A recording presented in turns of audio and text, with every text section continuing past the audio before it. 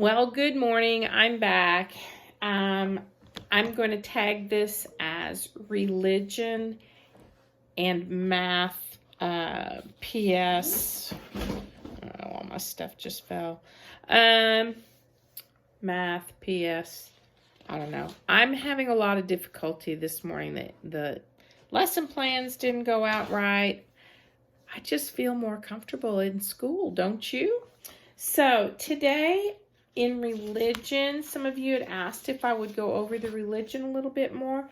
We're discussing our second sacrament of service. Last week we did the sacrament of holy orders, and it was our priests, and they did such an amazing job of pulling our parishes together and making it possible for us to attend Mass online.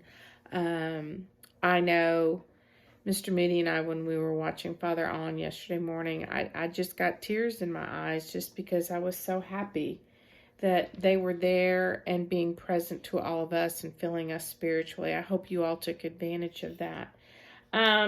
Today is our second sacrament of service. If you still have your sacrament doodles at home, these would be good things that you could do if you had spare time. The outward signs of the priesthood, the stole that the priest wears, his vestment, his collar, the vows he takes. In matrimony, our outward signs are the rings and our vows to one another. Have y'all ever been to a wedding? If you go to a wedding, you know that, or if you've been to a wedding, you've seen the couple make promises to each other. And looking at those promises that they will love and respect one another. And, most of the time that works out. Sometimes it doesn't. And, God knows what's in the hearts of everyone in our families. In the first 2 pages on 210 and 211, you're going to read the story about St. Thomas More and his wife, and he shared things with his wife and his stories, and eventually he was put in prison. You'll have to read the story to find out why. And then there is a crossword for you to fill out on page 211. As we move forward on 212 and 213, talking about the sacrament of matrimony and it being a covenant or a promise, just like Abraham had covenants. And you can read about St. Anne. I think somebody might have done her when we were doing our saint reports back in November. I don't have, let me see if I can pull up my lesson plans here to see if I assigned the acrostic on page 213. That would be a fun thing to do. It may be something I assigned. I think one day, yeah, I did. On Wednesday, you're going to fill out that acrostic.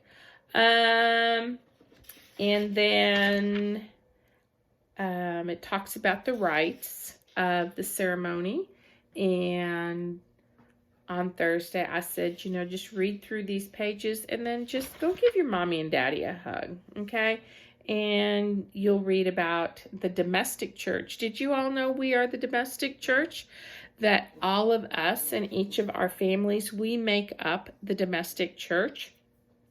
God loves our families just the way they are. And without us, we wouldn't have a domestic church. We'd have a church. We just wouldn't have the domestic part of the church. I don't have a lot of writing activities in religion this week. However, what I would like you to do is remember to pray the rosary at least once a week. But the other thing, I'm kind of changing it up a little bit. I want you to use your journals. We used our journals a couple times at school.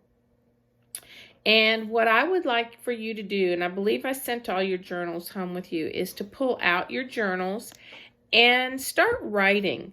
If nothing else, and make sure you date the top of it. And just write, Dear Diary, Dear Journal, Dear God. And every day, either right before you go to bed at night, which is really a good time to do it, or set aside during your homework time, just write what's going on during these crazy times of being locked up in our houses and not in the classroom.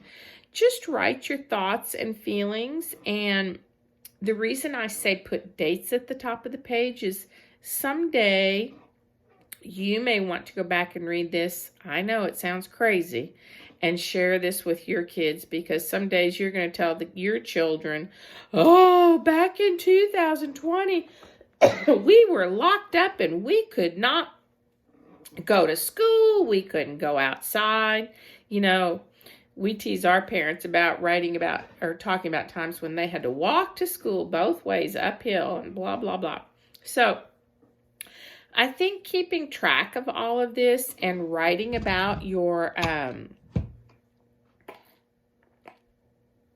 feelings during this time would be something that you would be so happy to go back and read at some point in your lives. I know, doesn't it freak you out when somebody coughs? It does me too. Anyway, start keeping a journal. I would like for you to write in your journal 2 to 3 times a week. You do not have to show it to me. This is up to you. But I guarantee you that you will be so thankful you did this. If you will just write a couple sentences in your journal every day and keep up with what's going on right now, it will just be a treasure to have at some point moving forward. At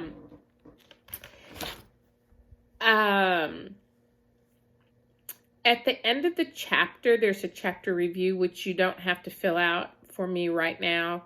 But in looking at questions 1 through 5, that's a really good way for you to review that marriage is a sacrament that unites baptized people together, that we are married in the eyes of the church, and as our parents get married in the church, they make a commitment to raise us in the faith that keeps us strong, and the reason why you're at St. John the Apostle School. So if you would like to share the family blessing with your family on page 219, I think that would make a really cool little prayer service with you and your families. So that's kind of religion. Obviously, if we were in the classroom, this would be longer, but I don't want you to just turn it off and say I'm boring. So go through the religion. If you have questions, again, just email me, okay? I'm going to get set up for math, and I'll be back shortly. Bye.